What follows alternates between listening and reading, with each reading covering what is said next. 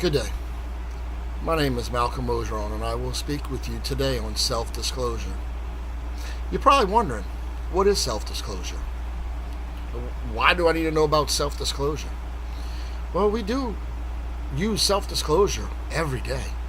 But I'm going to tell you what self-disclosure is. It is a type of communication in which you reveal information about yourself to other people. Could be a secret.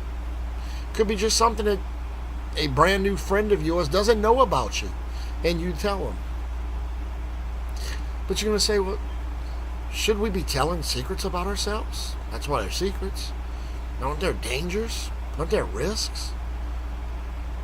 Yeah, we're exposing ourselves to attack. We do it on Facebook all the time. Why are we not worried about it then? We put, we're going on vacation. Who's watching our house? Somebody that might not like you, that's a friend of yours on Facebook, might think, hey, I can go pay him back. I can go rob his house. We got relationship risks when it comes to self-disclosure. Your parents might not like the person that you're in a relationship with. And you do have professional and material losses.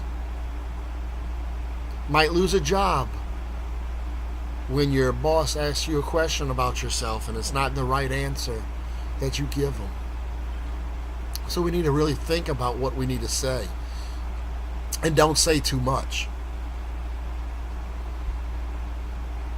Also, material losses. Might say something to somebody where you're having a priceless antique, or, as we said before, as you're going out of town and your house is by itself, easy for somebody to rob. But every time you got danger and risk, you also have rewards and benefits. One of the rewards, as I know personally, is from saying things about myself to other people, is started to realize more about myself, self-knowledge. I also started to deal with problems better. I also have improved my communication skills by talking to people face to face or on video like today. And another reward, and I think is the biggest reward, is people trust you. And they know that you respect them. And they know that you care about them when you're telling them something that's might be very private in your eyes.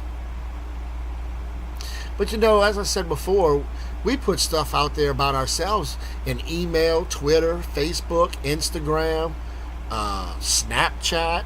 We put all this stuff out there in which it can hurt us more than it can help us. So we need to be careful on what we put out there.